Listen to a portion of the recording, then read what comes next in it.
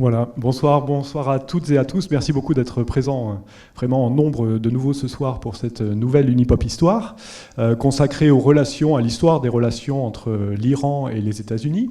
Vous avez peut-être pu voir déjà un premier film cet après-midi qui était Argo, et puis nous proposerons tout à l'heure un deuxième film, un documentaire, notamment sur la prise d'otages de l'ambassade des États-Unis à Téhéran en 1979.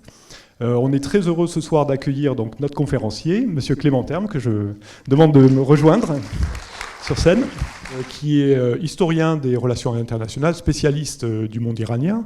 Vous appartenez au laboratoire CRISE, ça ne s'invente pas, de l'université Paul Valéry de Montpellier. Vous avez aussi travaillé à Genève autour de ces questions. Vous avez aussi été, je crois, chercheur à l'Institut français de Téhéran pendant un moment.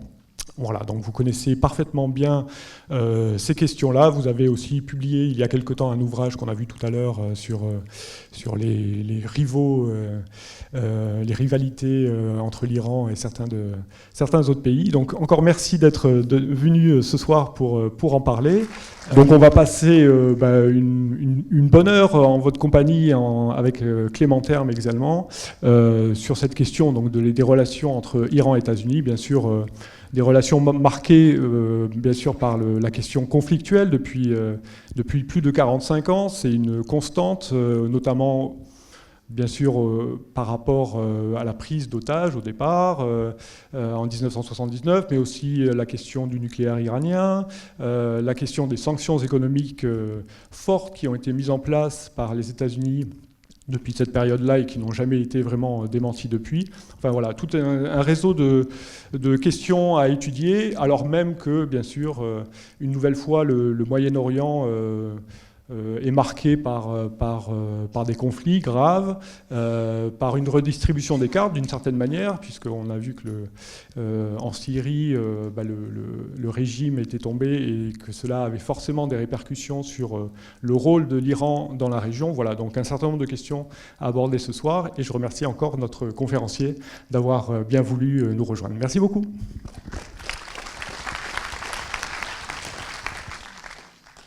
Merci beaucoup pour votre invitation et pour me donner l'opportunité de cet échange. Donc, je vais commencer par vous présenter l'histoire des relations entre l'Iran et les États-Unis en se posant la question: comment deux alliés proches sont-ils devenus des adversaires idéologiques en 1979 ? Donc, on verra dans une première partie l'alliance stratégique à l'époque de l'Ancien Régime. Donc, grosso modo, de la Deuxième Guerre mondiale jusqu'à 1979, puis une hostilité persistante aux conséquences régionales et globales, parce qu'il y a la question de la paix et de la guerre au Moyen-Orient, la question nucléaire. Donc, l'Iran, aujourd'hui, pose des questions transversales dans les relations internationales, et les scénarios d'évolution du conflit.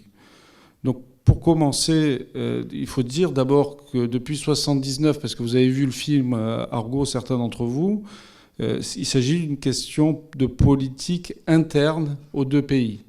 Donc ce n'est pas seulement une question de politique extérieure. Donc souvent, on dit que c'est des affaires diplomatiques, ce n'est pas prioritaire. Mais dans le cadre des relations entre l'Iran et les États-Unis, il s'agit presque de questions identitaires. Côté iranien, en tout cas, pour la République islamique, cette prise d'otage, c'est un acte fondateur de sa politique étrangère révolutionnaire. Donc on n'est pas dans un cadre classique d'une question de relations internationales qu'on traiterait de manière périphérique. Et c'est pour ça que dans le débat interne en Iran, il y a vraiment une tension particulière sur cette question. Du point de vue américain, vous l'avez vu dans le film, donc il y a vraiment une humiliation qui a été subie, et vous le verrez aussi dans le documentaire sur les 444 jours, puisque la République islamique s'est immiscée dans le processus électoral américain et a attendu l'élection de Reagan, finalement, pour libérer les otages. Donc il y a eu un jeu politique, et jusqu'à aujourd'hui, on va le voir aussi avec les négociations en cours sous Donald Trump, c'est une question sensible de politique interne. Alors aux États-Unis, il y avait un consensus, si vous voulez, de 1979 jusqu'à 2008, l'élection d'Obama. Et Obama, lui, a innové sur cette question. Il a décidé, comme il l'a fait avec Cuba, avec succès en 2015, avec le rétablissement des relations diplomatiques, il a essayé une nouvelle voie. Et à partir de ce moment-là, la question iranienne est devenue une question partisane, une question entre les démocrates et les républicains. Donc finalement, une question de politique interne. Quand Donald Trump parle de l'Iran, soit il parle de Barack Obama, soit il parle de Joe Biden. Mais il ne parle jamais véritablement de l'Iran. Il projette le débat politique interne américain sur la question iranienne pour expliquer qu'il est meilleur que ses concurrents au sein du jeu politique à Washington. Et à Téhéran, c'est plutôt une surenchère anti-américaine. Alors qu'il y a des négociations en cours, il y a quelques jours, le guide a salué les slogans anti-américains que ses partisans criaient devant lui en disant « Vous comprenez bien que derrière Israël, il y a les États-Unis ». Donc il a vraiment encouragé ses partisans les plus radicaux, même si, pour la survie du régime, il accepte ce qu'il appelle les négociations indirectes. Mais c'est très compliqué dans le champ politique de la République islamique d'Iran d'assumer publiquement, si vous voulez, ces négociations sous la pression militaire. Donc des deux côtés, dans ces polémiques internes, il y a des accusations de lobby. Donc aux États-Unis, les groupes politiques qui avaient soutenu à l'époque d'Obama l'accord de 2015 sont accusés de soutenir la République islamique. Et donc là, sur la photo, c'est le premier doctorant américain donc, qui est parti faire une thèse en Iran, encouragé par ses superviseurs. Et il a passé 3 ans en prison pour espionnage. Donc vous voyez, donc il est devenu un otage lui-même. Donc c'est vraiment dans la continuité des relations. Ceux qui tentent de créer des liens, des ponts, souvent sont victimes, si vous voulez, les individus qui s'inscrivent dans ces cadres conflictuels, des tensions entre les deux pays.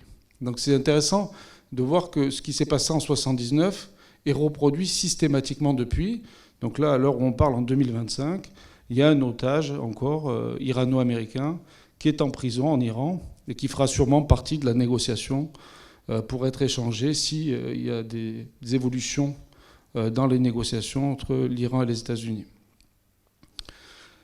Historiquement, c'est pour ça que c'est une question idéologique, ce que j'ai dit dans l'introduction, parce que les États-Unis ont une image positive en Iran dans la longue durée depuis le 19e siècle. Les premiers contacts sont établis à travers des missions religieuses et les puissances impériales du point de vue de l'Iran sont la Russie et la Grande-Bretagne, ce qu'on appelait le grand jeu au 19e siècle. Et donc les États-Unis ne participent pas puisqu'ils sont une puissance anticolonialiste. Et ils ont une image plutôt positive auprès de l'opinion publique iranienne qui se focalise sur plutôt des questionnements sur l'influence britannique et plus fortement sur l'influence russe, puisque c'est la Russie qui a toujours menacé l'intégrité territoriale de l'Iran, ce qu'on appelle la poussée vers les mers chaudes de la Russie. Donc, si vous voulez, c'est pas une surprise quand le régime qu'on appelait des Pahlavis se met en place en 1925. Progressivement, il y a un rapprochement avec les États-Unis qui va s'accélérer après la Deuxième Guerre mondiale dans le cadre de la guerre froide. Et il faut bien comprendre que cette dimension anti-impériale de la présence américaine va compter beaucoup dans cette proximité, puisque l'État iranien va rechercher une entente, notamment économique, avec les États-Unis, pour limiter les ingérences russes et britanniques dans les affaires internes iraniennes. L'autre point qui est important, à mon avis, c'est de préciser que l'Iran, ce qu'on appelait la Perse avant 1935, n'a jamais été colonisé, ni n'a été une puissance coloniale. C'est ce que les Britanniques appelaient à l'ère impériale les pays semi-civilisés. Donc il y a l'Abyssinie, le Siam, l'Éthiopie, voilà, il y a une série de pays comme ça qui étaient, à l'époque impériale, qui ont préservé leur indépendance formelle, qui étaient l'objet de luttes d'influence. Et donc on les étudie peu parce qu'ils n'appartiennent pas aux catégories classiques de l'historien, mais ils ont beaucoup de choses en commun. Donc ils ont la Chine également, qui est l'un des plus connus de ces pays. Donc les capitulations chinoises sont inspirées de celles des traités que pouvait signer l'Empire ottoman, par exemple. Donc vous avez ces pays-là qui ont une relation avec les grandes puissances qui est particulière. parce qu'ils ont été l'objet d'influence, d'ingérence indirecte. Donc une partie de leurs élites, par exemple les élites iraniennes à la fin du 19e siècle, une partie est pro-russe et une partie pro-britannique. Et donc là, il y aura un mouvement constitutionnaliste aussi pour essayer de s'émanciper de ces tutelles-là. Donc le nationalisme iranien contemporain qui naît dans l'entre-deux-guerres n'est pas foncièrement anti-américain. Il n'y a pas, si vous voulez, une historicité dans le temps long de ce qui va se produire entre 1953 et 1979. Donc le basculement, c'est le coup d'État de 1953. Même s'il a très largement échoué, il est, si vous voulez, la chute du Premier ministre Mossadegh à l'époque de la nationalisation du pétrole est d'abord causée par des facteurs internes, et notamment la peur du communisme, qui était partagée non seulement par les Américains, mais par les religieux, parce que les religieux ont joué un jeu ambigu, et s'ils ont, pour certains, soutenu Mossadegh pendant une période, à la fin, ils ont soutenu le coup d'État de la CIA. Donc ça, c'est intéressant parce que c'est pas très connu et ça participe pas au récit officiel, si vous voulez, de la République islamique aujourd'hui. C'est depuis que très récemment qu'il y a une rue Mossadegh à Téhéran et elle est très petite. Donc c'est pas les partisans du Premier ministre Mossadegh de 1953, son parti politique, ses héritiers, ont été marginalisés au moment de la Révolution, ont été éliminés du champ politique iranien. Donc il y a, à partir de 1953, un sentiment d'ingérence qui se développe, et surtout dans les années 70, c'est ça qui va causer en partie la montée des sentiments anti-américains, c'est l'immunité qui est accordée aux citoyens américains qui résident en Iran. Donc il y a plusieurs dizaines de milliers d'Américains qui participent aux coopérations entre les pays, et ils ne vont pas répondre des lois iraniennes. Et donc là, il y a un sentiment, si vous voulez, d'injustice qui sont des citoyens exceptionnels, etc. Donc ça va développer des sentiments anti-américains sur lesquels, vous le verrez dans le reportage sur les 444 jours, une partie de l'opinion publique iranienne va devenir anti-américaine. Il y a aussi le rôle, évidemment, des mouvements de gauche anti-impérialistes, donc les maoïstes, les communistes. Donc il y a toutes les tendances, si vous voulez, de la gauche qui existent dans les années 70 en Iran. Et ils vont aussi diffuser ces sentiments anti-américains en Iran. D'ailleurs, le paradoxe, c'est que la Russie, à l'époque soviétique, va réussir en partie, sur une partie de ces mouvements de gauche, à surmonter cette image négative dont j'ai parlé, historique, à cause du grand jeu, de la conquête des territoires iraniens, la poussée vers les mers chaudes qui dure du XVIIe, XVIIIe, XIXe siècle surtout. Et donc, grâce à la diffusion de l'idéologie communiste en Iran, va réussir à surmonter, si vous voulez, l'hostilité historique qui, pour le coup, existe entre la Russie et l'Iran. Un autre point important qui se pose dans les années 70, c'est l'émergence d'une modernité non occidentale. Et donc, aussi, un des débats au moment de la Révolution, parmi les mouvements religieux, politiques, est celle d'affirmer une identité iranienne qui ne serait pas influencée par l'Occident. Donc on parle de la maladie occidentale, l'occidentalie. Donc il y a toute une littérature sur l'authenticité, le retour aux racines qui existe. Et le modèle à l'époque, c'est le modèle japonais. D'ailleurs, depuis le début du XXe siècle, pour les modernisateurs iraniens, l'idéal type de la modernité non occidentale, c'est le Japon, puisque le Japon a réussi à se développer, à entrer dans l'ère moderne, sans renier ses racines culturelles. Mais ce débat-là qui existe sous l'Ancien Régime, qui est promu par la reine, donc c'est la Farah Dibak, qui habite en France désormais, à Paris principalement, c'est sous son égide qu'il y aura un institut des dialogues des civilisations à Téhéran dans les années 70, et qui va effectuer de nombreux travaux avec des intellectuels indiens, iraniens, japonais évidemment, pour échanger sur comment construire une identité non occidentale. Donc ça, c'est un débat qui existe dans l'espace public en Iran dans les années 70 et qui sera repris plus tard, dans les années 90, au niveau des Nations Unies. Ça sera le débat sur le dialogue des civilisations. Mais à cette époque-là, il y a aussi des mouvements, si vous voulez, qui vont dénoncer l'influence occidentale comme une maladie, comme un virus, et qui vont développer un discours très hostile à l'Occident. Et c'est sur ces groupes idéologiques que va se construire la République islamique. Et donc c'est pour ça que quand on parle de la prise d'otages, on parle de la seconde révolution islamique. Donc le moment où l'ayatollah Khomeini, le leader de la révolution, va purifier le mouvement de ces éléments gauchistes, de ces éléments libéraux pro-occidentaux. Et donc il y aura une clarification dans le mouvement révolutionnaire après une phase d'unanimisme révolutionnaire. Alors l'alliance stratégique entre 1945 et 1979, entre les États, si vous voulez, elle est par le haut, et elle se construit donc sur le pétrole, évidemment, sur les ventes d'armes. C'est ce que Henry Kissinger a appelé, après le choc pétrolier de 1973, le recyclage des capitaux. C'est-à-dire, les Français pratiquaient également ce genre de relations mercantilistes avec l'Iran du Shah, qui était notre premier marché au Moyen-Orient. Parce qu'avec l'augmentation des prix du pétrole, Henry Kissinger a eu cette idée de finalement effectuer des grands contrats avec les pays pétroliers pour limiter le montant de la facture pétrolière. Donc c'est pourquoi il y avait beaucoup de ventes d'armes américaines à l'Iran.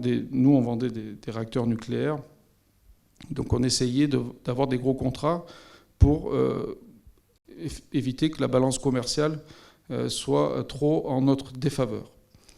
Donc c'était vraiment une relation mercantile et fondée sur cet héritage historique, puisque les Américains avaient été accueillis extrêmement favorablement en Iran à partir du 19e siècle.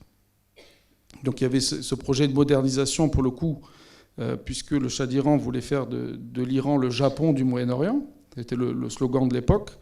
Et pour ce faire, il pensait qu'il fallait avoir la meilleure économie possible et accéder aux meilleures technologies possibles. Et c'est pourquoi il privilégiait cette relation avec les États-Unis par rapport à l'Union soviétique, par exemple, puisqu'il y avait des contacts à partir de 1962 et de la détente. Certes, on disait que l'Iran, c'était le gendarme du Golfe, parce que non seulement il luttait contre les communistes à l'intérieur, mais aussi sur la scène régionale. Donc c'était le fer de lance, le principal point d'appui des États-Unis dans la zone pour lutter contre le communisme à l'époque de la guerre froide. Il y avait la doctrine donc, de Nixon, c'est pour ça que j'ai choisi une photo du président Nixon à la Maison-Blanche avec le Shah Mohammad Reza Pahlavi, ce qu'on appelait la politique des deux piliers. Donc un pilier, c'était l'Iran, et l'autre, c'était l'Arabie saoudite. Mais le pilier principal, c'était l'Iran. Donc ce n'était pas deux piliers égaux. Donc ça, c'est important. Et donc cette doctrine des deux piliers va perdurer jusqu'à la Révolution en 1979. Du point de vue occidental, et ça alimente déjà dès avant 1979 les théories complotistes ou les perspectives négatives sur les États-Unis, même au sein de l'Ancien Régime. Il y avait la question des prix du pétrole. Parce que le Shah d'Iran avait été à l'origine de la fondation de l'OPEP, donc le cartel pétrolier, avec le Venezuela, et il était partisan d'une stratégie des prix hauts. Donc ça menaçait les intérêts économiques occidentaux. Et donc il y a cette théorie parmi les partisans de l'Ancien Régime, selon laquelle quand l'Iran était au sommet de sa puissance, dans les années 70, il y a eu finalement la volonté de l'affaiblir. Et il y a eu, c'est vrai, après, en 77-78, un contre-choc pétrolier qui a contribué aussi à l'affaiblissement de l'Ancien Régime et à sa chute finalement. Donc on était certes dans une alliance, mais à partir de 1962, de la détente, et surtout après le premier choc pétrolier de 1973, il y avait une plus grande autonomie de l'Iran dans son alliance avec l'Occident. Donc il y avait aussi des tensions. Ce n'était pas une alliance parfaite et où il y avait un alignement systématique de l'Iran sur les États-Unis. Il y avait cette image qui a été promue par les mouvements opposés à l'Ancien Régime d'une marionnette de l'Occident est exagérée. Donc aujourd'hui, on sait qu'il y avait quand même des débats, il y avait des tensions, notamment sur cette question des prix du pétrole, parce qu'il y avait tout simplement des intérêts divergents entre un pays producteur et des pays acheteurs.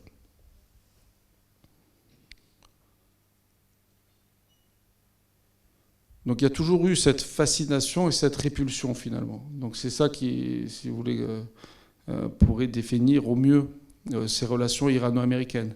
Et même depuis la révolution islamique, parce qu'il y a une fascination. Avant la révolution, il n'y avait pas de diaspora iranienne. Aujourd'hui, on estime qu'entre 5 et 10 millions d'Iraniens vivent à l'étranger. Et ils choisissent en premier d'aller aux États-Unis. Donc ça peut paraître contre-intuitif, puisqu'on parle de ces tensions idéologiques, de cet affrontement politique, mais il y a quand même cette fascination pour le succès américain, la réussite américaine, à la fois du mode de vie américain, mais aussi dans le travail, dans la santé, dans la réussite industrielle, la réussite dans les nouvelles technologies. Donc il y a un rêve américain qui existe encore aujourd'hui en Iran, au sein de la jeunesse et de la population. Si vous allez dans les universités iraniennes aujourd'hui et vous faites un sondage pour savoir dans quel pays vous souhaiterez émigrer, plus de la moitié veulent émigrer, des jeunes. Donc il y a la fuite des cerveaux, c'est quelque chose, c'est le plus haut taux de fuite des cerveaux au monde par tête d'habitant. C'est l'équivalent de l'Inde, mais c'est pas du tout la même population. Donc la destination privilégiée, c'est les États-Unis. Et donc là, et répulsion parce qu'il y a cette rivalité qui est en place depuis 1979 et ce rôle de l'État profond iranien, du guide suprême Ali Khamenei et des clercs en général, qui associent les États-Unis, comme je vous l'ai dit en introduction, non pas à une simple question de politique étrangère, mais une question de civilisation. Donc ils sont vraiment dans le schéma, pas vraiment du dialogue pour le coup, mais du choc des civilisations. Et donc les États-Unis sont perçus comme la décadence morale occidentale, si vous voulez. C'est vraiment le symbole. Et Donald Trump, le président actuel, résume à lui tout seul, si vous voulez, cette idéologie anti-américaine promue par le guide depuis plusieurs décennies. Mais, si vous voulez, Donald Trump ou pas, il y a toujours, si vous voulez, une contextualisation d'une idéologie préexistante. C'est-à-dire les éléments de langage sont déjà écrits, que ce soit Trump, Biden ou Obama. Donc, quand il y avait Obama, ce qui était beaucoup plus gênant pour le régime iranien, en termes de guerre informationnelle, de création d'un récit idéologique, il disait c'est une main de fer dans un gant de velours. Il disait la forme a changé, mais le fond reste le même, si vous voulez. Donc il y avait toujours cette idée que même s'il y a une pause dans les tensions ou dans la confrontation avec les États-Unis, cette pause sera forcément limitée dans le temps, et pour garantir la survie du régime.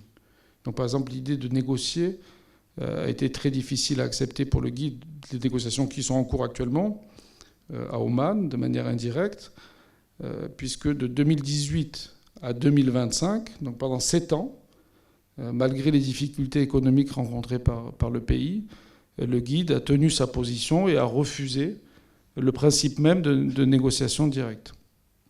Il a fini par accepter parce qu'il y a une urgence économique et il a peur de perdre le pouvoir. Et donc quand il l'évoque auprès de son opinion publique, il le présente comme une pause dans la confrontation. Donc il y a une forme de romantisme révolutionnaire, si vous voulez. Ce n'est pas la défense des intérêts nationaux. Et c'est là aussi, c'est une particularité. C'est-à-dire du côté américain, il s'agit de la paix ou de la guerre au Moyen-Orient, mais du côté de la République islamique, c'est un défi existentiel. Et c'est ça le déséquilibre, c'est une relation asymétrique entre une grande puissance et une puissance régionale. Au moment de la Révolution, par exemple dans le reportage que vous allez voir après, il y a cette idée de surprise, même lors de la prise d'otages. Parce qu'il y avait déjà eu des tentatives de militants marxistes, quelques mois auparavant, la véritable prise d'otages, et les partisans du nouveau régime, la République islamique, avaient bloqué les militants de gauche qui voulaient attaquer l'ambassade des États-Unis.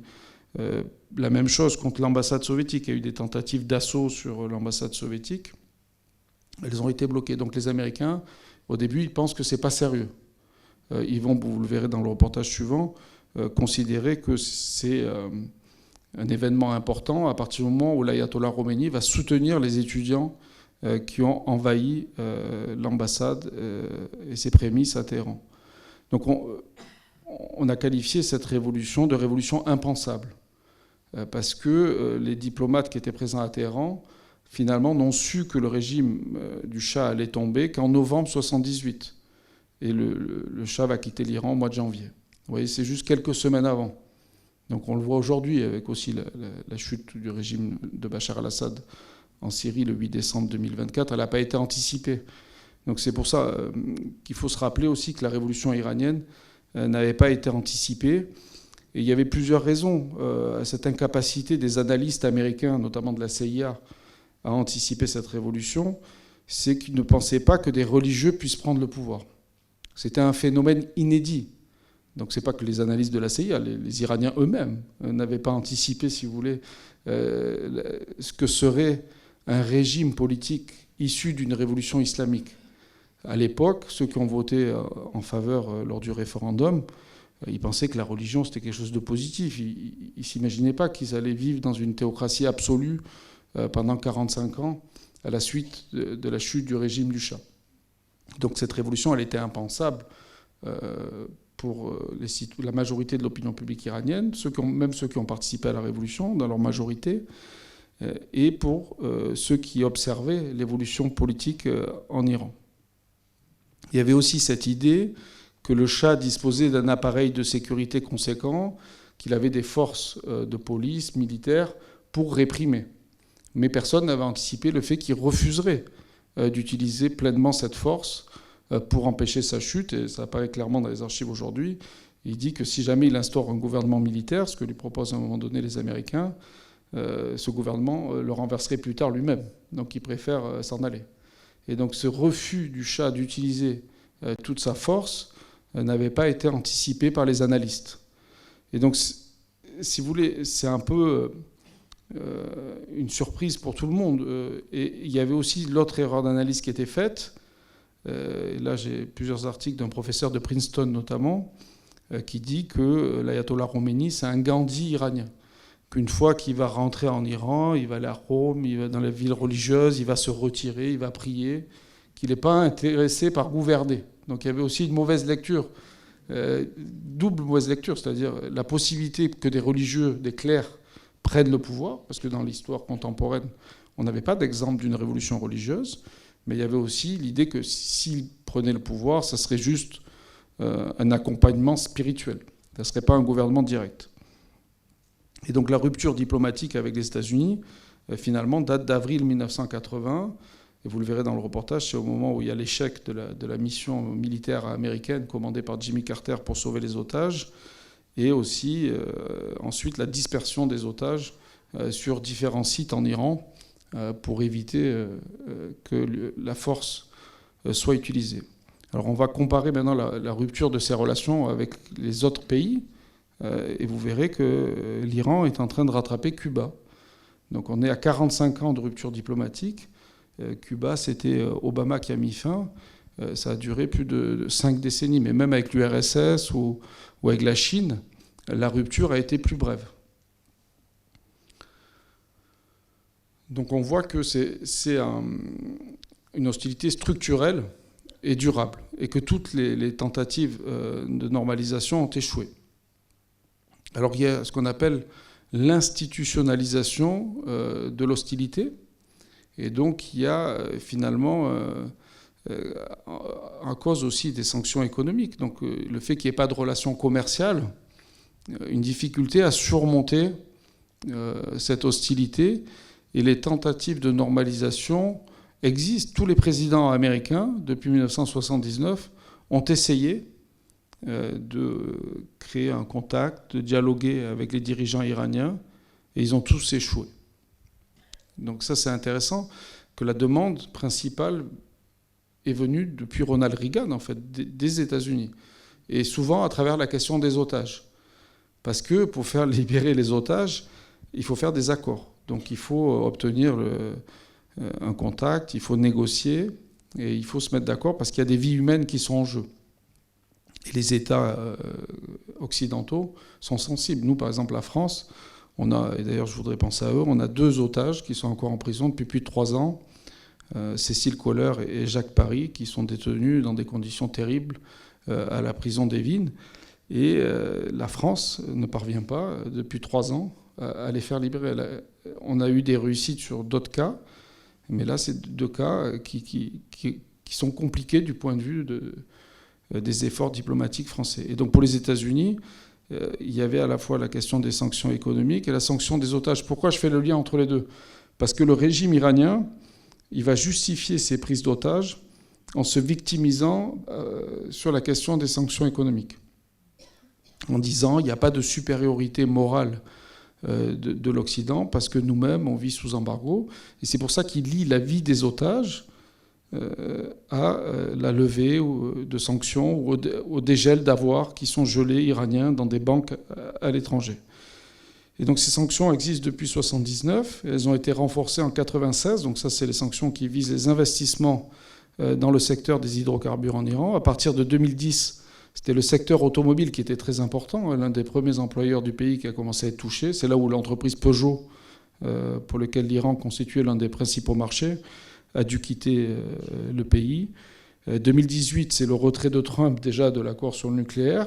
Donc le retour des sanctions américaines qui provoque un deuxième départ des entreprises européennes. Et 2025, c'est l'arrivée de nouveau de Donald Trump qui rétablit la pression maximale contre l'Iran.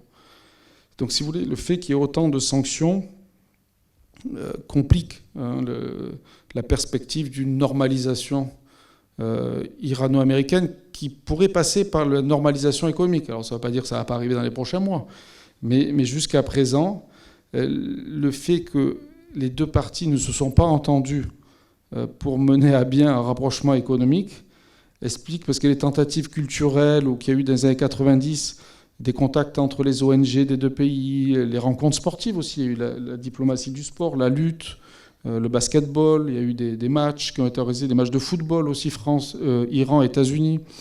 Donc on a connu plusieurs événements, mais ce n'est pas des facteurs suffisants, si vous voulez, pour permettre de surmonter des tensions aussi fortes, parce que ces acteurs des ONG ou du mouvement sportif qui se sont engagés pour dépasser cette hostilité structurelle se sont souvent eux-mêmes retrouvés otages ou en tout cas dans de grandes difficultés, alors qu'ils essayaient de dépasser cette hostilité. Donc ça, ce sont les tentatives d'ouverture.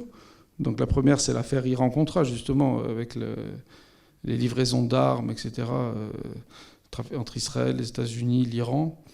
Donc là, pendant la guerre Iran-Irak avec Saddam Hussein, il y avait vraiment une forme de réelle politique du fait que deux ennemis d'Israël, finalement, se faisaient la guerre, l'Irak de Saddam Hussein et l'Iran de la République islamique. Et donc il y a eu aussi des contacts dès cette période-là, irano-américains, secrets, pour libérer les otages, pour transférer ces armes en Iran. Et ça a été un échec. Ensuite, vous avez eu 2001-2003 la coopération autour de l'Afghanistan, puisque les talibans avaient quand même une opposition avec la République islamique d'Iran dans les années 90 au moins. Et au final, la République islamique s'est retrouvée dans le discours de l'axe du mal de janvier 2002 de George W. Bush.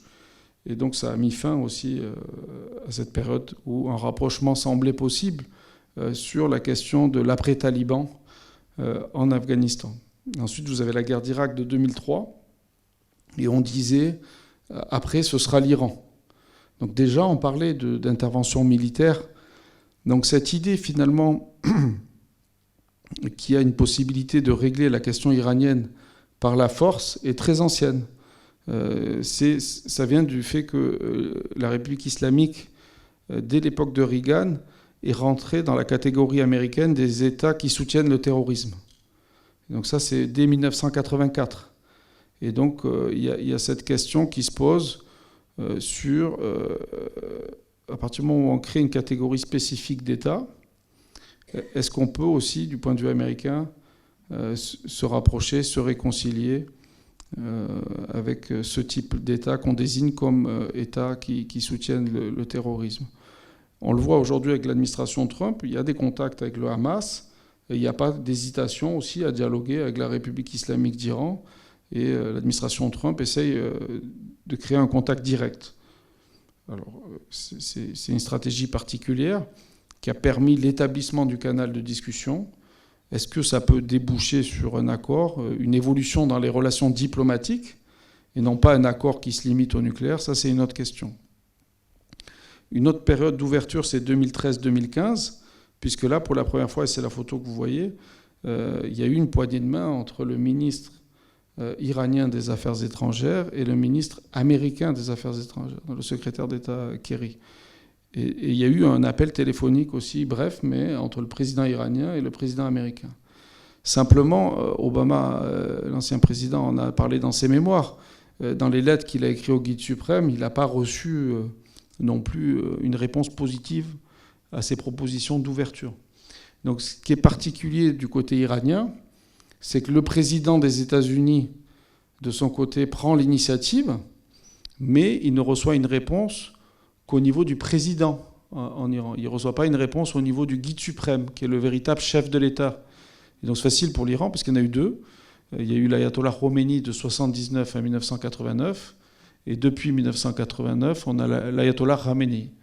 Et lui, il a toujours refusé ce contact direct avec le président américain. Il fait toujours répondre à un niveau inférieur. Pourquoi? Parce que si ça ne marche pas, si les négociations échouent, il dira « je vous l'avais dit ». Et si ça marche, il dira « très bien, c'est grâce à moi aussi, mais je ne suis pas responsable non plus de ce contact ».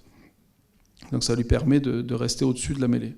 Et donc quand en 2018, il y a le retrait américain de l'accord sur le nucléaire, et là il va republier les discours qui disaient j'y crois, mais j'y crois pas. Donc il était préparé pour les deux scénarios.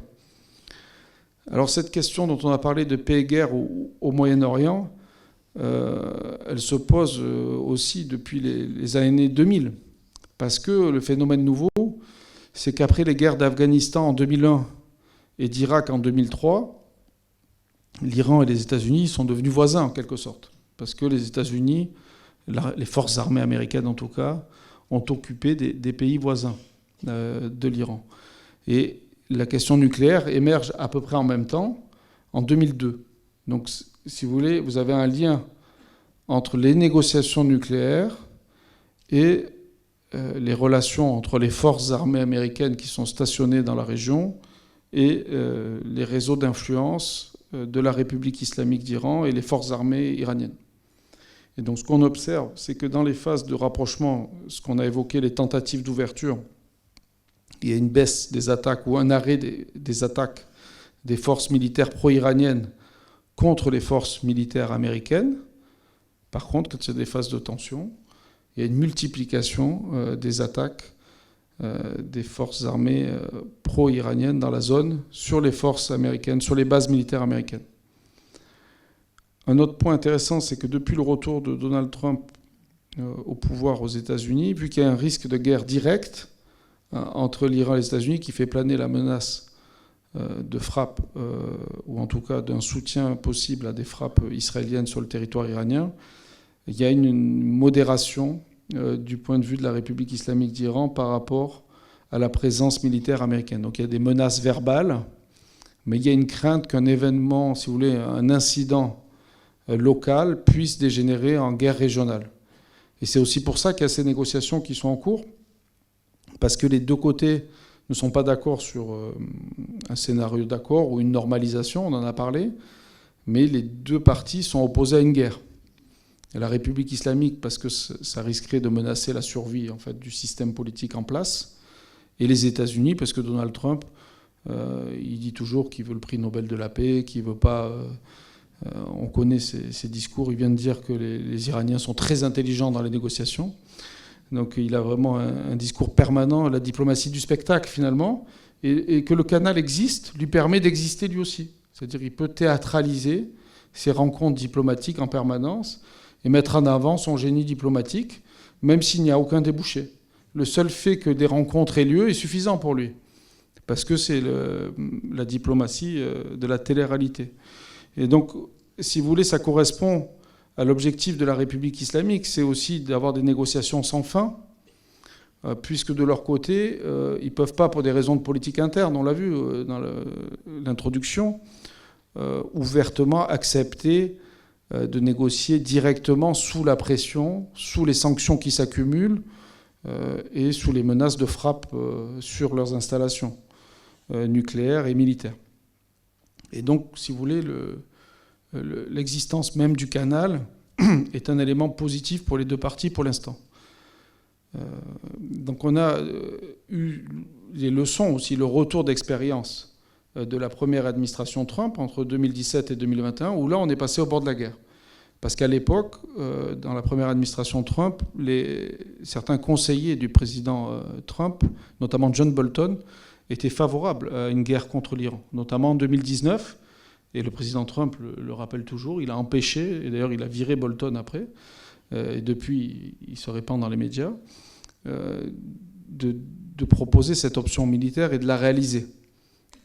C'est pour ça que cette fois-ci, il y a une préparation plus grande sur l'utilisation de la menace militaire pour augmenter la marge de négociation des États-Unis dans les rencontres indirectes à Oman. Ça, c'est un élément important, c'est-à-dire que sans cette menace de frappe, la partie iranienne dirigée par l'ayatollah Khamenei aurait refusé le principe même de rencontre en public, sous la pression. Mais d'un autre côté, il n'y a pas de volonté pour l'instant de se lancer dans une guerre régionale, côté américain non plus. Donc on est dans cette situation où les États-Unis espèrent arriver à leur fin par les sanctions économiques. Et donc c'est pour ça qu'il y a toujours ce recours systématique aux sanctions économiques qui sont présentées comme une alternative à la guerre. Et on le voit aussi pour les Européens par rapport à la Russie. Depuis qu'il y a la guerre d'Ukraine en 2022, on nous explique que grâce aux sanctions économiques, on peut obtenir des objectifs politiques. Alors le problème de ces sanctions économiques, c'est qu'elles sont diverses et variées. Elles se s'empilent depuis 1979. Donc il y a des sanctions économiques qui sont en lien avec le nucléaire, il y en a qui sont en lien avec les programmes balistiques et de drones iraniens, notamment depuis que la République islamique soutient la Russie dans sa guerre en Ukraine.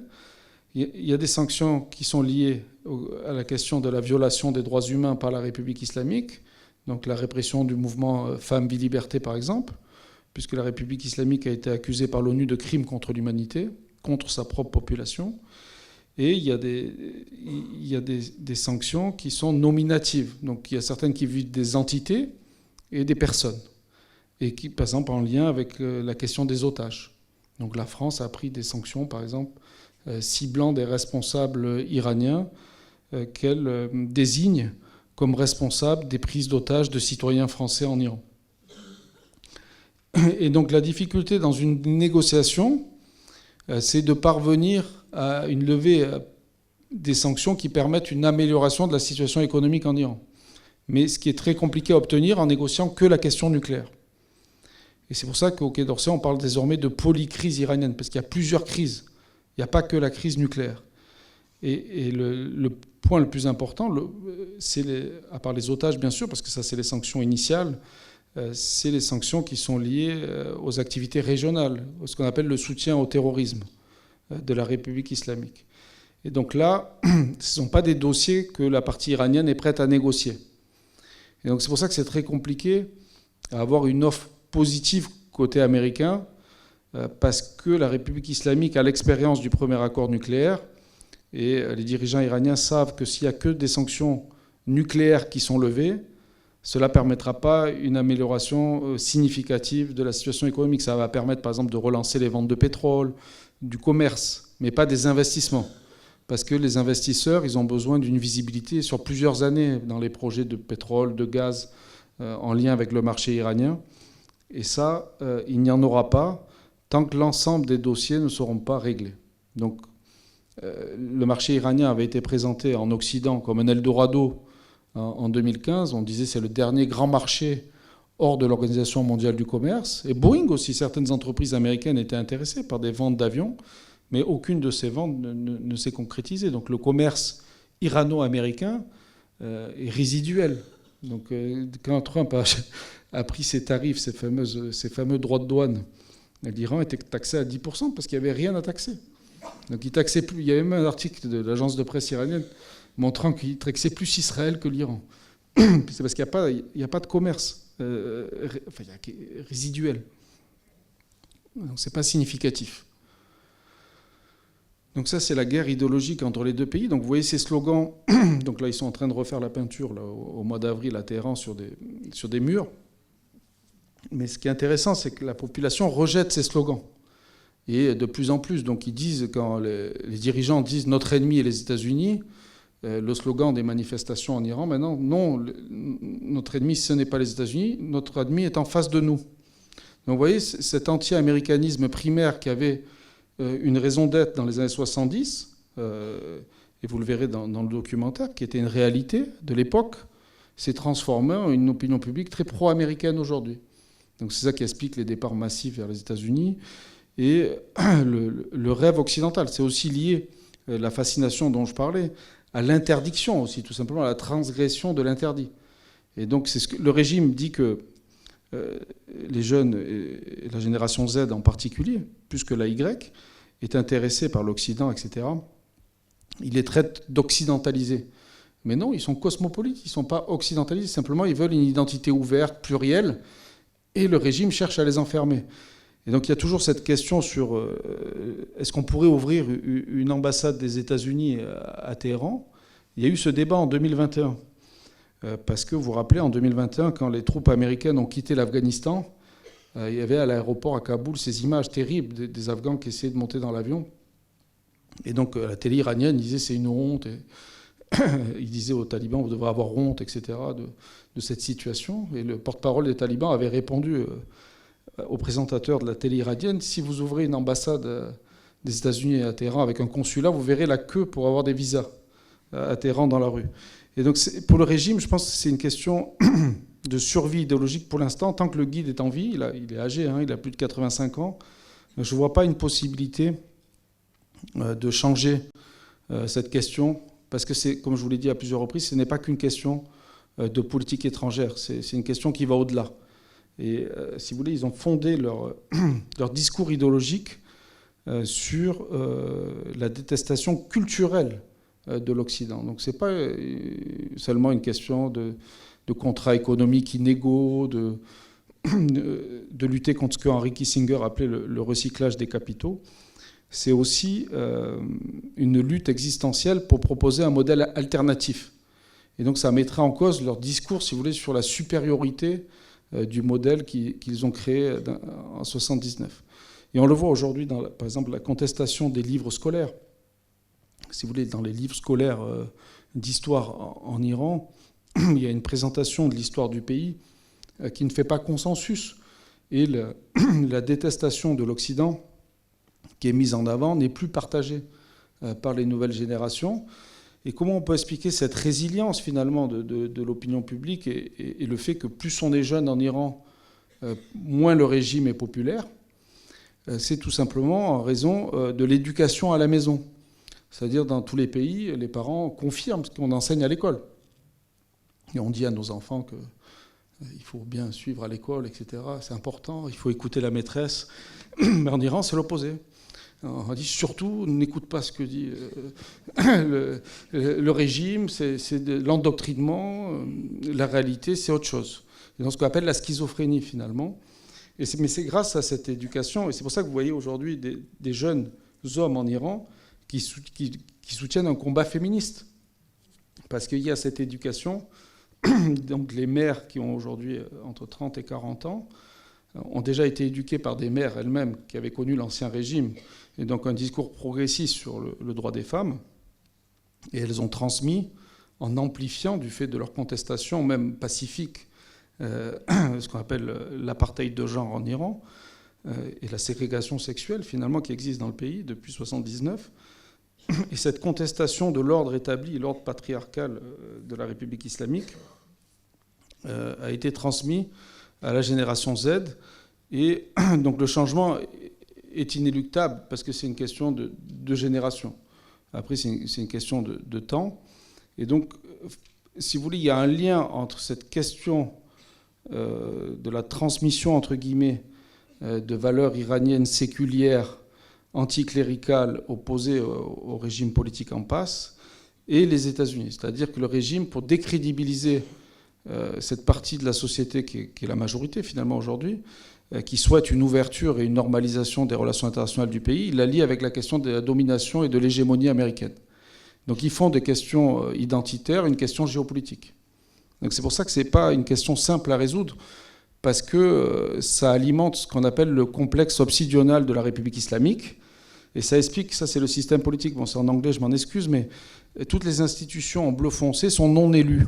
Et donc c'est des institutions révolutionnaires, et par exemple, sur le sujet qu'on est en train d'évoquer, le Conseil suprême de la révolution culturelle, qui apparaît pas mais qui est sous le guide, c'est lui qui va imposer le voile obligatoire, qui va expliquer les normes, si vous voulez, du mode de vie islamique, et qui va l'imposer. Et les institutions élues, le président notamment, qui est entre guillemets modéré actuellement, lui, il est contrôlé par les institutions non élues. Et donc, les institutions non élues servent à absorber ce mécontentement et à créer l'illusion d'un changement. Ce qu'on appelle le cirque électoral. C'est-à-dire que le guide va désigner des candidats et il va permettre, dans un petit groupe, en fait, de pratiquer l'ingénierie électorale et de fabriquer un résultat à l'avance, en fonction d'une volonté d'apaisement et de contrôle des mécontentements internes, ou au contraire de durcissement vis-à-vis de l'extérieur. Là, on est dans une phase où ils veulent surmonter la crise de légitimité et d'autorité qui a conduit, qui a eu lieu à la suite du mouvement Femmes, Vie, Liberté de septembre 2022, et ils veulent essayer d'intégrer dans le système politique une partie de ce pluralisme de la société, mais ils échouent parce que ceux qui vont se faire, si vous voulez, les porte-paroles au sein de l'État pour essayer de coopter les mécontentements sont toujours contrôlés par les plus radicaux. Et donc la population, dans sa majorité, ne croit plus à ce jeu, en fait, entre ce qu'on appelle les réformateurs ou les centristes et les plus radicaux. Et donc là, c'est un système qui se rétrécit et qui est en grande difficulté parce qu'il a du mal à se renouveler. Donc, alors il tient évidemment parce qu'ils ont le monopole de la force. Donc en Iran, c'est pas comme dans d'autres pays du Moyen-Orient, comme l'Irak ou le Liban, où il y a des armes qui circulent au sein de la société. Donc l'État garde le monopole de la violence. Il a aussi cette cohérence idéologique et il a l'argent du pétrole, la rente. Et donc c'est pour ça que pour l'instant, le système continue à survivre. Mais le défi qu'il rencontre depuis les années 2010, en fait, depuis qu'il y a des manifestations pour le changement de régime à l'intérieur du pays, c'est son idéologie le conduit au suicide économique. Et donc c'est pour ça que je vous ai parlé tout à l'heure du guide qui entendait les slogans « Mort à l'Amérique » et qui disait « Excellent, bravo » et qui encourageait ses supporters, et en même temps qui essaie de signer un accord pour attirer les entreprises américaines. Vous voyez, il y a une contradiction qui, en 2015, a empêché finalement le fait qu'il y ait cette véritable normalisation, même sur le plan économique. Donc ensuite, l'autre aspect important, c'est de ne pas surestimer le rôle des États-Unis. Parce que souvent, quand on étudie des pays fermés comme l'Iran, on a tendance à voir ces pays à travers les yeux du débat français ou du débat américain. Ce que je vous disais tout à l'heure sur le président Trump, quand il parle de l'Iran, il parle de ses rivaux politiques internes, Joe Biden ou Barack Obama. Et donc le problème, si vous voulez, c'est que les États-Unis, finalement, ont une influence du fait de ces tensions, de ces sanctions, de ces risques de guerre. Donc ça, ce sont des questions importantes pour une société, pour un pays qui a peur aussi de basculer dans un conflit militaire. Donc cette peur de la guerre, bien sûr, joue un rôle. Et le risque d'effondrement économique également. Mais les États-Unis n'ont qu'une influence marginale sur les relations entre la société et l'État en Iran. Si vous voulez, les sanctions économiques sont, quand on demande, lors des sondages indépendants, évidemment, personne ne soutient les sanctions économiques en Iran. Mais si on demande quels sont les responsables de la situation économique du pays, est-ce que la mauvaise gouvernance, ça veut dire la politique que suivent les autorités du pays, ou est-ce que ce sont les sanctions, plus de 9 sur 10 disent d'abord c'est la mauvaise gouvernance, la corruption, les mauvais choix qui sont faits, etc. Donc, et le fait qu'on privilégie des intérêts idéologiques sur des intérêts économiques. Donc tout le monde est conscient de ça à l'intérieur du pays. et même au sein du régime. Et c'est pour ça qu'il y a des risques de dissidents. C'est pour ça que le président Trump, avec sa stratégie qui est hétérodoxe, peut créer aussi une déstabilisation, un choc. Parce qu'il crée le rêve, si vous voulez, de l'enrichissement, le rêve de devenir riche, etc. Donc il y a, dans un pays paupérisé, cette fragilité-là. Mais les sanctions, évidemment, jouent un rôle, mais ce n'est pas la cause principale des problèmes du pays. Donc c'est d'abord l'existence de la République islamique. C'est pour ça que le problème du débat politique américain et du débat occidental sur l'Iran, c'est qu'il oscille entre, d'un côté, le discours sur le changement de régime, parce que ça, c'est cohérent. On dit, tant que ce régime durera, il n'y aura pas d'amélioration de la situation en Iran, parce que c'est l'existence de ce système politique qui empêche des progrès pour les droits des femmes, pour l'économie du pays, en général, et la stabilité autoritaire. C'est-à-dire, pour éviter le chaos, la peur du chaos dit il faut absolument négocier avec les autorités en place parce qu'on n'a pas le choix et parce que c'est la réelle politique qui l'impose. Et en fait, c'est difficile parce que les deux choix, si vous voulez, ont des effets négatifs potentiels. Donc il n'y a pas de politique qui est décisive, à mon avis, pour influencer la trajectoire du pays. C'est d'abord des choix politiques locaux qui vont définir la trajectoire du pays. Et ensuite, une fois que les politiques sont choisies, puisqu'elles oscillent entre les deux grands choix que j'ai évoqués, les deux ont des effets non désirés qui sont non souhaitables, finalement. Parce que le changement de régime provoqué par une guerre, c'est pas, la majorité de la population ne soutient pas ça en Iran. Et en même temps, enrichir les dirigeants en place, c'est pas un choix pertinent non plus si on se place du point de vue de ceux qui vivent à l'intérieur du pays. Et c'est pour ça qu'il y a cette existence du président modéré qu'on voit là, Pezeshkian en photo, parce que lui, il est là pour dire aux Occidentaux, il faut dialoguer. Voilà, nous sommes ouverts au dialogue. Mais c'est pas le principal décisionnaire. Donc ça aussi, c'est l'autre astuce. Je vous ai dit que le président américain, il parlait au président iranien, mais le président russe, Vladimir Poutine, lui, il parle au guide suprême Ali Khamenei. Il parle au numéro 1. Le président chinois aussi, il parle au numéro 1. Donc les Occidentaux sont limités dans leur accès même, vous voyez, à la plus haute autorité de l'État. Donc cette idée que finalement, grâce aux sanctions, qui est un peu le discours, si vous voulez, depuis les années 2000 en Occident, en général et aux États-Unis en particulier, on va manipuler les dirigeants de la République islamique en faisant la carotte et le bâton. Je pense que le régime iranien l'a bien compris et pratique aussi la manipulation des Occidentaux avec le modéré et le conservateur. Donc ça n'a pas qu'un jeu politique interne, ça permet à la fois aussi de gérer les tensions avec l'extérieur. Donc ça, c'est la guerre informationnelle. Donc du côté américain, il y a le discours sur l'État voyou. Donc là, vous avez Jason Brodsky qui répond au président iranien qui demande du respect. Il lui répond, le respect se mérite. C'est pas de droit. Donc il y a vraiment ce débat qui est un débat en relations internationales. Peut-on parler avec tout le monde? À quelles conditions? Dans quel cadre? Et l'Occident a répondu. On passe par des intermédiaires la plupart du temps. Et c'est ce qui se passe actuellement en Oman. Finalement, c'est un dialogue indirect. Et si vous regardez l'équipe de négociation de Donald Trump, c'est un envoyé spécial. Ce n'est pas le secrétaire d'État qui discute. Et donc, pour les autres pays, en général, c'est les responsables des services de renseignement qui vont entretenir des dialogues par nécessité. Mais voilà, il va y avoir cette guerre de l'information, victimisation côté de la République islamique. Nous sommes victimes de l'impérialisme américain, etc., etc. Et côté américain, on ne peut pas parler avec la République islamique parce que c'est un État voyou, c'est pas un État comme les autres, ils soutiennent le terrorisme. Et donc, on ne peut pas aboutir à des résultats pertinents par la diplomatie. Et donc les partisans de la force sont aussi ceux qui soutiennent le changement de régime. Alors est-ce que le dialogue est impossible? Donc là, il y avait je ne sais pas si vous le voyez, mais l'opinion publique par rapport aux États-Unis et aux autres pays.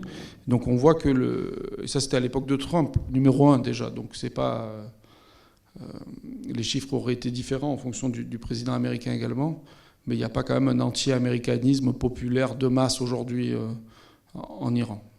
Et en plus de ça, avec l'idée que plus on est jeune, plus on est ouvert sur les États-Unis et l'Occident. Même si ceux qui ont connu l'Ancien Régime ont reçu, les personnes âgées en Iran, l'idée d'un paradis perdu. Donc il y a aussi ça qui existe. Après, il y a évidemment des problèmes qui étaient importants au niveau politique et d'absence de liberté dans les années 70, mais il y avait au moins la réussite économique. Si vous voulez, sous la République islamique, vous avez l'absence de liberté politique, un échec économique et une ségrégation sexuelle.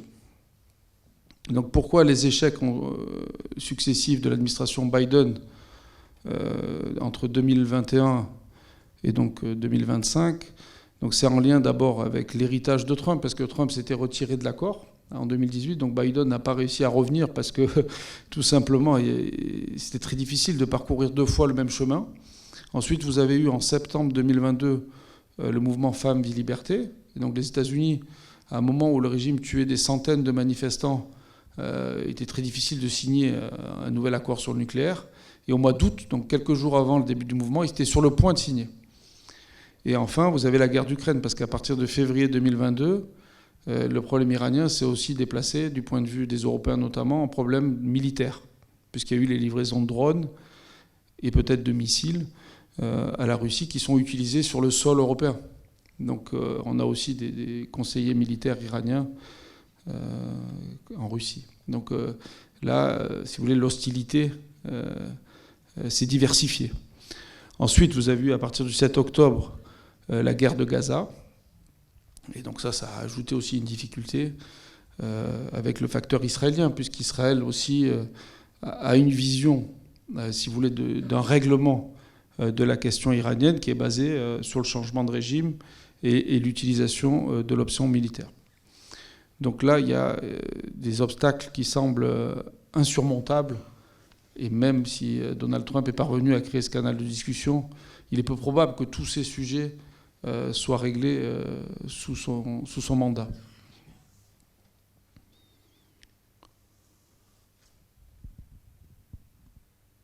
Et donc il y a toujours aussi les otages. Donc ça, c'est aussi parce que les otages, donc il y a eu un échange de prisonniers, donc juste avant le 7 octobre. Et d'ailleurs, les prisonniers américains, donc on dit les otages américains qui étaient en prison à Evin, et notamment Siamak Namazi, qui travaillait, lui, au rapprochement entre les 2 pays, justement. C'est pour ça qu'il était en Iran, parce qu'il avait la double nationalité américaine et iranienne. Et il a dit que, heureusement qu'il a été libéré au mois de septembre, parce que s'il y avait eu le 7 octobre, cette libération n'aurait pas été possible. Et donc, si vous voulez, toutes ces micro-histoires jouent un rôle dans les relations entre les pays, parce que c'est des expériences humaines, et donc tous ces journalistes, tous ces chercheurs, tous ces businessmen, parce que Siamak c'était un entrepreneur, qui se sont rendus en Iran, qui ont pris des risques pour travailler au rapprochement entre les 2 pays, qui se sont retrouvés en prison. Si vous voulez, après plusieurs décennies de tentatives, la multiplication des échecs, il y a une lassitude aussi de ceux qui travaillent à l'amélioration des relations. Donc ça, c'est le dernier grand échange. Et depuis cette date, il reste un otage, qui est un ancien journaliste de Radio Free Europe, qui était le média américain, qui a vu son financement coupé par Elon Musk et Donald Trump récemment. Mais il a été mis en prison, parce qu'il se rendait pour des raisons personnelles, évidemment, sur l'accusation de travailler pour un régime hostile. Donc vous voyez, en même temps que la République islamique négocie avec les Américains, elle va emprisonner un citoyen détenteur d'un passeport américain parce qu'il vient d'un pays qui est considéré comme hostile. Donc, si vous voulez, il y a vraiment, pour l'avenir de ces relations, pour conclure, ce qu'on pourrait dire, c'est, vous verrez dans le reportage, donc on parle par exemple aujourd'hui dans les négociations du dégel des fonds iraniens. Vous verrez dans le reportage après qu'on parlait déjà du retour des avoirs du Shah d'Iran en Iran, du dégel des comptes iraniens. Il y a un versement, vous verrez. Donc c'est vraiment des questions qui existent depuis 1979 et qui sont des questions financières liées aux sanctions et qui empêchent, si vous voulez, que même quand il y a une résolution ponctuelle d'un différend, que ce soit le début d'une normalisation plus large. Et donc c'est pour ça qu'on a toujours des cycles de tension et de rapprochement depuis 1979, avec des tentatives avortées de rapprochement. Donc ce que cherche le régime iranien, c'est de récupérer les fonds gelés à l'étranger et l'augmentation des exportations de pétrole, puisque l'objectif de l'administration Trump, tout le pétrole iranien quasiment aujourd'hui, à plus de 90%, est exporté vers la Chine. Donc tout l'objet de la stratégie américaine et le rapprochement de 90 jours qui est en cours avec la Chine pourrait jouer en défaveur de l'Iran et de la République islamique, parce que s'il s'entend avec la Chine, il pourrait obtenir l'arrêt des importations de pétrole iranien par la Chine. Et ça serait le coup de grâce pour le régime, parce qu'il se maintient par son appareil de sécurité, mais je vous ai dit aussi par la rente pétrolière. Donc il faut absolument qu'il y ait un minimum de vente de pétrole, et l'acheteur principal, c'est la Chine. Donc tout dépendra de la capacité de l'administration Trump à influencer la Chine sur cette question. Pourquoi aussi le régime a accepté le principe des négociations? C'est que la monnaie iranienne s'est appréciée de 20% depuis le début des négociations. Donc juste le fait qu'il y ait un canal de discussion permet de renforcer la monnaie iranienne qui était en chute libre depuis l'élection de Trump.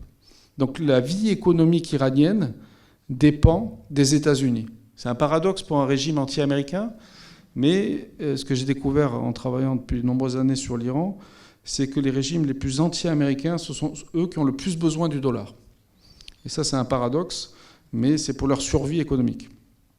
Et donc là, il y a cette dépendance de l'économie iranienne par rapport à la situation politique interne américaine, parce que un président comme Trump peut menacer, si vous voulez, la survie économique de leur pays. Donc les scénarios d'évolution, donc c'est retour dans un accord nucléaire qui serait renommé en fait. Ça serait plus l'accord Obama, le Obama deal, ça serait le Trump deal, mais avec les mêmes éléments, parce qu'il y a ce qui est souhaitable, mais ce qui est réalisable. Et donc le régime ne va pas accepter non plus un accord complet, large, qui inclut tous les vœux des partisans, ce qu'on appelle les faucons de l'administration Trump. Ça me semble impossible, d'autant que le secrétaire d'État Marco Rubio, qui est aussi le conseiller à la sécurité nationale aujourd'hui, temporaire, des États-Unis, a l'expérience cubaine. Et donc il peut aussi avoir une compréhension particulière pour la question iranienne. Le plus probable, mais ça tous les chercheurs choisiront toujours ce scénario, c'est le statu quo, parce que c'est le plus facile à imaginer, c'est la permanence de la situation qui a déjà lieu. Et donc le canal de discussion sans fin, qui permet à Donald Trump d'éviter la confrontation militaire et qui permet au régime de gérer la dégradation de sa situation économique. Et il y a quand même un risque d'escalade militaire parce qu'on voit que depuis le 7 octobre, l'armée israélienne a pu, par des opérations militaires, parvenir à des objectifs politiques. Et donc il y a cette idée que des frappes militaires pourraient fragiliser le régime, que peut-être c'est le moment de mettre le coup de grâce à la République islamique. Donc il y a cette idée-là qui est quand même très présente. Donc ça, c'est aussi une possibilité. Mais je ne prendrai pas le risque de faire une prédiction parce que, comme je l'ai dit pour la révolution de 79, elle était impensable. Et là, je pense que la situation iranienne reste difficile à prédire, mais en plus se rajoute maintenant la situation politique américaine. Voilà, je vous remercie.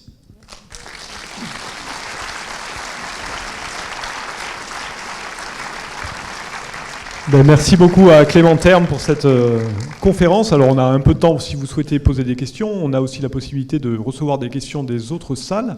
Peut-être pour commencer, avant que le public se lance lui-même, on a parlé tout à l'heure, enfin vous avez parlé de l'âge de Ali Khamenei, actuel, 85 ans. Donc c'est déjà un âge avancé. Qu'en est-il de son éventuel successeur? Déjà, comment on désigne le guide suprême en Iran? Ou comment il est... Voilà. Et puis, est-ce qu'on connaît éventuellement le nom de son successeur et comment ça va se passer s'il est amené à disparaître?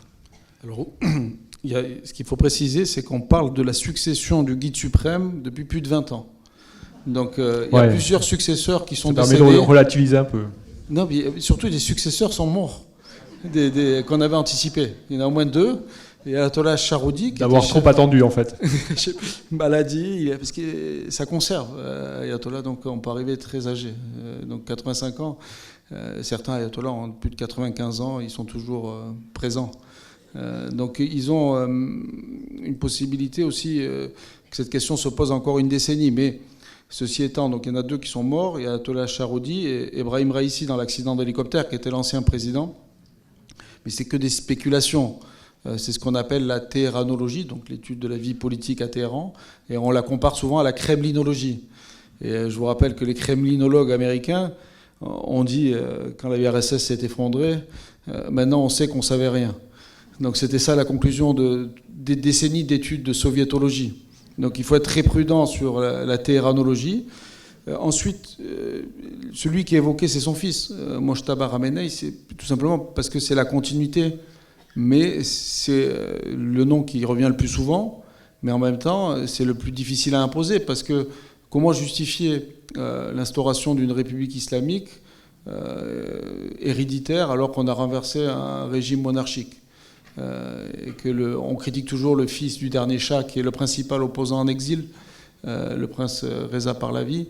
Donc c'est sur le point de vue de la guerre de l'information, de la guerre de la propagande, ce sera très difficile à expliquer. En même temps, il y a 2 théories sur la disparition du guide.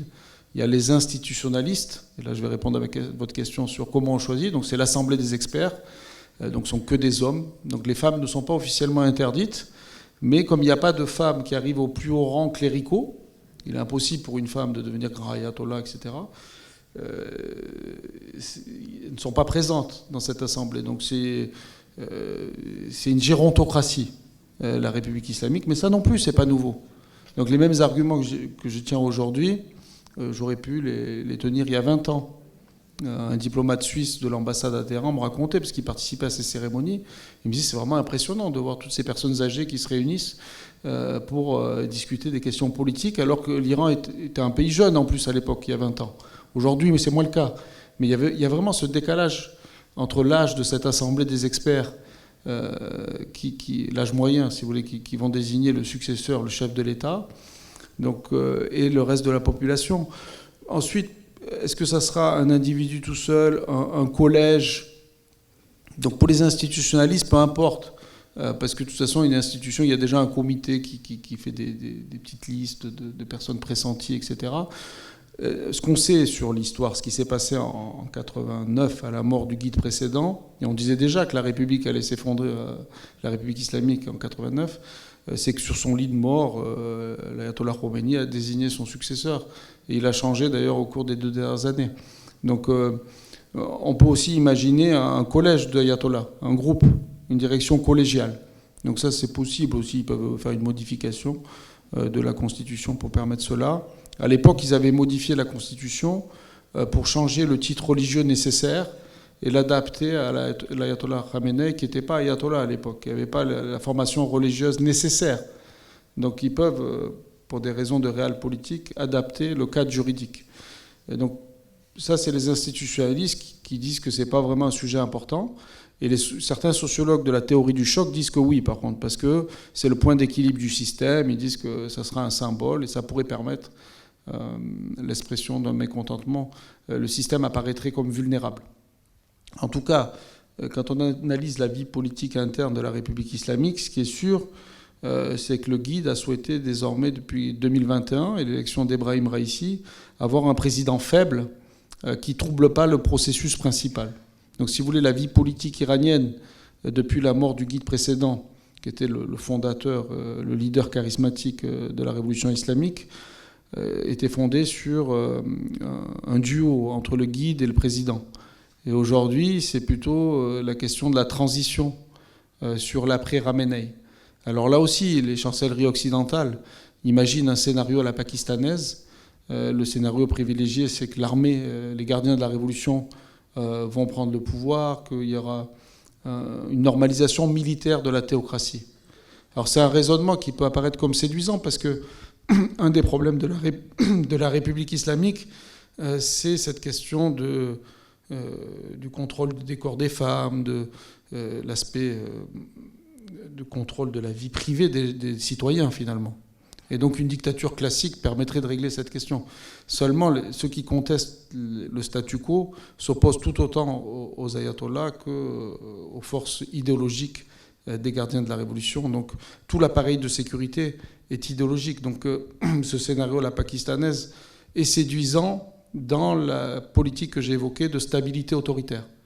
Parce que la peur du chaos est aussi présente au sein des chancelleries occidentales, parce qu'il y a une crainte que le territoire iranien devienne une zone non contrôlée par un État. Même s'il y a un désaccord avec l'État actuel qui gouverne la République islamique et qui contrôle le territoire iranien, pour certains diplomates, c'est plus facile d'imaginer une continuité autoritaire qu'une rupture, finalement. Merci. Alors, une question de la salle, je vous donne le micro.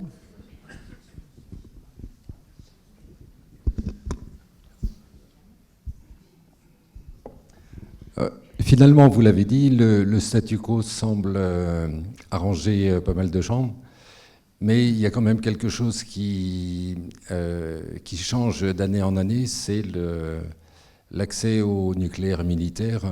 Et ça, c'est pas un statu quo, ça bouge, ça avance. Alors, il y a des États qui ne vont pas s'accommoder que l'Iran soit une puissance nucléaire, j'imagine.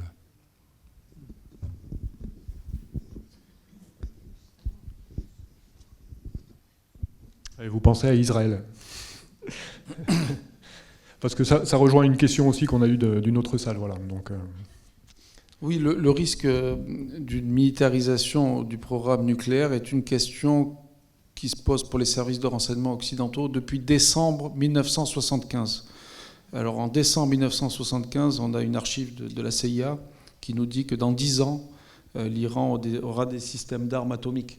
Donc j'ai écrit un article sur l'histoire des prédictions de la militarisation du programme nucléaire iranien. C'est très intéressant, parce que, notamment en Israël d'ailleurs, parce qu'il y a des prédictions qui sont depuis les années 70, mais c'était dans un cadre différent, parce que ce n'était pas un régime hostile aux intérêts occidentaux, ce n'était pas du tout le même questionnement. Mais même quand le programme nucléaire était secret sous la République islamique dans les années 80, au moment de la guerre Iran-Irak, et c'est pour ça qu'il y a des doutes en fait sur la finalité du programme, parce que la République islamique, contrairement à une idée reçue, a interrompu le programme en 1979. Parce qu'elle a dit, ça c'est des traités inégaux, c'est le fameux recyclage des capitaux dont je vous ai parlé tout à l'heure, de Henry Kissinger et des Français mercantilistes, parce que le nouveau régime a dit, non, on ne va pas acheter des technologies inutiles, etc. Donc ils ont rompu avec cette idée du nucléaire, et ils ont dit, c'est le chat qui l'a fait, et c'est mauvais. Et donc, ce n'est qu'en 82-84 que secrètement le programme repart. C'est pour ça qu'il y a un doute sur les intentions. Donc l'Iran est déjà un État du seuil nucléaire. Donc il y a une quarantaine d'États comme l'Iran dans le monde. Donc le Japon. Donc il y a des États qui ont renoncé aux armes atomiques également. Donc il y a beaucoup d'États qui sont capables, finalement, s'ils le désirent, de fabriquer des armes nucléaires. Et la République islamique d'Iran en fait partie. Donc ce n'est pas le problème de la technologie nucléaire en tant que telle qui pose problème. Dans le cas iranien depuis 1979, c'est la question des intentions politiques du régime. Qu'est-ce que ce régime ferait avec des armes nucléaires? Et c'est là qu'il y a le discours israélien qui intervient, mais qui est très ancien, qui date depuis 2 décennies, voire même plusieurs décennies, et qui dit ceci, cette phrase toute simple: un État absolu ne peut pas avoir l'arme absolue. Donc c'est une ligne qui existe, mais la réponse à cette question est beaucoup plus complexe, parce qu'une intervention militaire, en fait, sur les installations nucléaires iraniennes, ce qu'on en sait par rapport à l'histoire de la prolifération nucléaire, augmenterait les chances d'une production de systèmes d'armes atomiques en Iran. Et donc souvent, quand il y a eu des bombardements de sites nucléaires dans des pays, il y a eu une accélération de la course à la bombe. Et donc l'effet final recherché n'a pas été atteint. Et ce qu'a montré Obama en 2015, c'est que par la diplomatie, on pouvait obtenir des résultats qui étaient meilleurs, ou en tout cas gérer la question des ambitions nucléaires. Parce que c'est la décision de fabriquer des armes, c'est une décision politique. Et pour l'instant, le guide est contre en Iran. Donc Bien sûr qu'il y a des partisans d'une militarisation du programme nucléaire en République islamique, mais pour l'instant, ce n'est pas eux qui contrôlent les décisions sur les orientations du programme. Donc, pour l'instant, il n'y a pas de militarisation, c'est-à-dire de fabrication de systèmes d'armes qui pourraient être utilisés. Il ne faut pas confondre la capacité théorique d'avoir de l'uranium, c'est-à-dire là, c'est quelques semaines pour l'Iran, c'est-à-dire il pourrait fabriquer théoriquement avec l'uranium dont il dispose plusieurs systèmes d'armes, et la capacité à fabriquer des systèmes d'armes et les utiliser, c'est deux questions différentes. Dans un cas, c'est quelques jours, quelques semaines, et dans le cas de systèmes qui seraient utilisables, c'est entre 1 an et 3 ans, le délai. Et donc, pour la République islamique, ce serait un suicide de toute façon. Tout le monde sait très bien, et donc ça répond clairement à votre question, que si le régime choisit ce chemin-là, il risque de perdre le pouvoir. Donc, a priori, c'est pour ça qu'il y a des négociations en cours et que le président Trump souhaite éviter, je pense, une guerre régionale sur cette question-là. Il y a une possibilité, par la diplomatie, de gérer ces ambitions nucléaires qui semblent plus pertinentes pour l'instant qu'une guerre qui pourrait au contraire accroître le risque d'une militarisation accélérée. Merci. Est-ce qu'il y a d'autres questions dans la salle? Oui. Je vous amène le micro.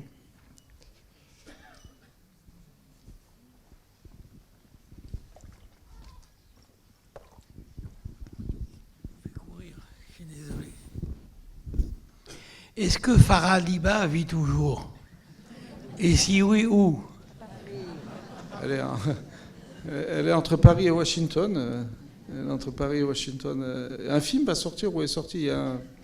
Il y a déjà sur Netflix, si vous êtes intéressé, il y a déjà un documentaire. Mais je crois qu'il y a un film qui est en préparation. Alors moi j'ai une question sur le mouvement que vous avez évoqué tout à l'heure, qui date de 2022 maintenant, Femmes, Vie, Liberté. C'est pas la première fois qu'il y a des mouvements de contestation importants en Iran et qui sont réprimés durement. Mais par rapport au mouvement précédent, on a déjà l'impression qu'il y a une massification de ce mouvement-là qui dure plus dans le temps également. Vous, comment vous analysez ce mouvement-là par rapport à ceux qui ont pu avoir lieu auparavant et par rapport à ses caractéristiques et à sa portée et c'est son originalité finalement? Oui, alors c'est un mouvement qui s'inscrit dans la continuité effectivement des mouvements précédents. C'est une sorte de synthèse de tout ce qui s'est passé avant. Donc dans les années 90, il y avait des mouvements contre la vie chère. Ensuite, en 2009, vous avez eu le mouvement vert. Ça, c'était pour une réforme majoritairement, même si déjà une partie des manifestants souhaitaient le changement de régime. Donc 2009, c'est la dernière fois qu'il y a eu plusieurs millions de manifestants dans la rue à Téhéran pour demander un changement. Ça ne s'est pas reproduit à cause des risques pour les manifestants, tout simplement. C'est extrêmement dangereux de manifester en Iran. Ensuite, vous avez dans les années 2010 à la fois des mouvements contre la vie chère, contre la corruption, mais surtout, c'est nouveau, majoritairement pour le changement de régime.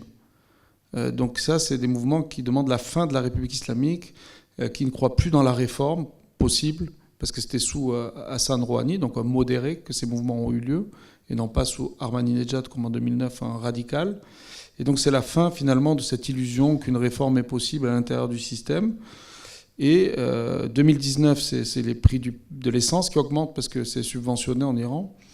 Et là, ça crée dans les petites villes, dans les zones rurales notamment, donc des mouvements de colère très très forts.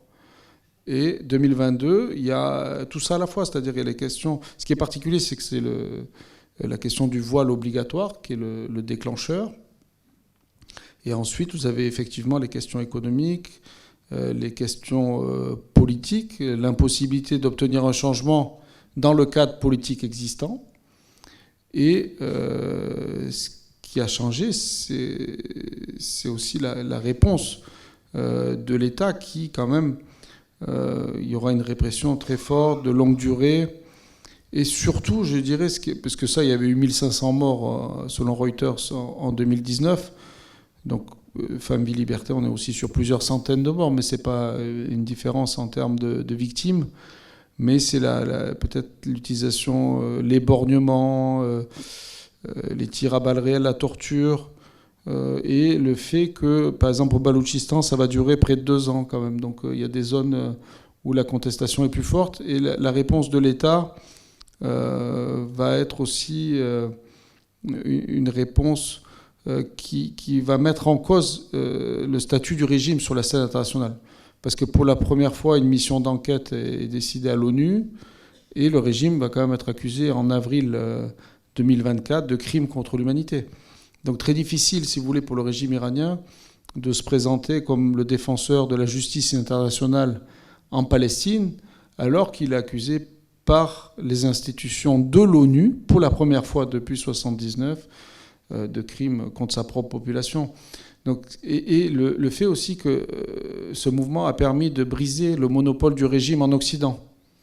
Il y a quelques années, vous aurez pu inviter un chercheur qui vous dit il y a 20 ans que la République islamique est une démocratie, que vous aurez eu un tout autre discours, parce que ça aurait été un chercheur qui vous aurait parlé pour pouvoir aller en Iran, avoir un visa, etc.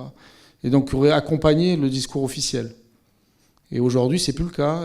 Il y a des médias qui donnent la parole aux victimes, même ceux qui interviennent sur l'Iran dans les médias que vous pouvez entendre. Il y a des avocats, donc il y a beaucoup de membres de la diaspora iranienne, en France ou dans les autres pays, c'est la même chose, qui parlent d'un autre Iran. Et donc on a parlé de l'émergence d'un Iran global. L'Iran cosmopolite dont je vous ai parlé, qui ne souhaite pas être enfermé dans une identité particulière par un régime théocratique absolu, existe désormais sur la scène internationale. Et ça, c'est vraiment une victoire pour les Iraniens, parce que l'image de leur pays a été distordue depuis 1979. Si vous voulez. On est passé de la Perse mythifiée avant 1979 à un régime théocratique, alors qu'en 1979, en Occident, on ne savait même pas ce que c'était la religion chiite ou des mollahs. Il n'y avait pas une connaissance même de cette minorité dans l'islam. Donc, et donc après 1979, l'Iran, c'est devenu une question islamique, quasiment. Et donc ça, la société iranienne, par ce mouvement, je pense, a réussi à quand même très largement s'émanciper, même si là, il y a un retour à la question nucléaire, etc. On parle moins de ce mouvement. Mais je pense que l'image du pays a changé en Occident. On est arrivé à l'issue de cette conférence. Donc merci beaucoup à Clément Terme et merci à vous.